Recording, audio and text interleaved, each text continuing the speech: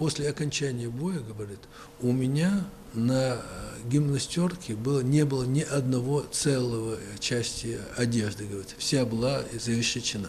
И у него было утверждение, что если тебе не суждено погибнуть, ни при каких обстоятельствах ты не погибнешь. Слова отца прочно врезались Ибрагиму Фаргиеву в память. Участнику ВОВ Аюбу Фаргиеву посчастливилось вернуться живым. Родился он в 1920 году в селе Бамут, Чечено-Ингушская АССР. 25 марта 1940-го его призвали для прохождения срочной службы на Дальнем Востоке. В начале войны Аюб служил рабочим на машино-сенокосной станции военного совхоза. Затем состоял в должности станкового пулеметчика в 26-м мотострелковом батальоне. Сложно было, особенно на начальном этапе войны. Не хватало на одного бойца, на двух бойцов, вернее, была одна винтовка. Когда, допустим, в караул заступаешь, один другому передает винтовку. Ну и так особенно сложно было с продовольствием. Честный, храбрый, дисциплинированный и смелый. Так о нем отзывались начальство и сослуживцы. Воевал Аюб и за пределами Советского Союза. Участвовал в вооруженном конфликте между СССР и Монголией с одной стороны и Японией и Манчжоу с другой. Также его несколько раз назначали командиром для охраны грузов по морскому пути из США в СССР. В одной из командировок Аюб Фаргиев чудом остался жив.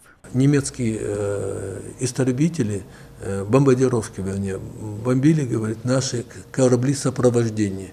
И где-то из 6-7 кораблей сопровождения остались только 2 корабля. На одном из кораблей, который был не затонул, был я, говорит, и мои сослуживцы на соседнем корабле. Остальные были все затоплены. Во время депортации Аюб оставался на фронте. Фаргиеву не пришлось менять имя, чтобы продолжить воевать. Начальство очень ценило храброго солдата. Отличные боевые заслуги ветерана отметили наградами. 2 ордена Великой Отечественной войны. Указом Президиума Верховного Совета СССР он награжден, отец.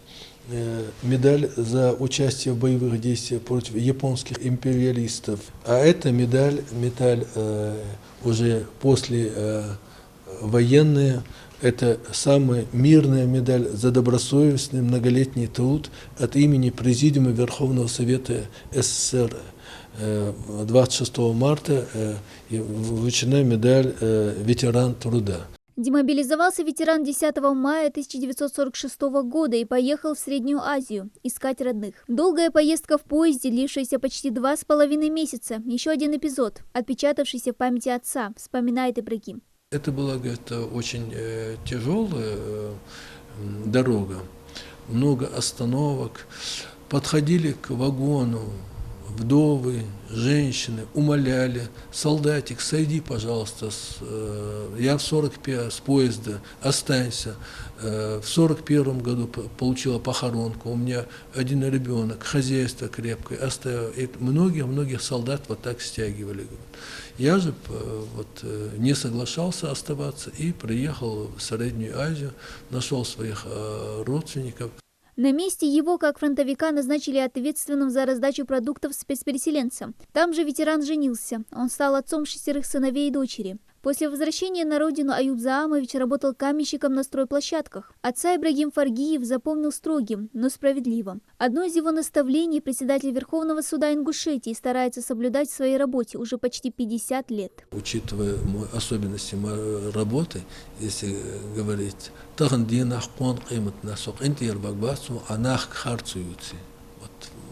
его главная установка была. Сам он был очень справедливый человек и требовал справедливости к окружающим. Не стало Аюба Фаргиева 31 марта 1999 года. Для семьи он остался заботливым отцом и дедушкой, а в памяти народа одним из миллионов советских солдат, воевавших за родину и вписавших свое имя в историю страны. Дана Плиева, Магомед Дидигов, Новости 24.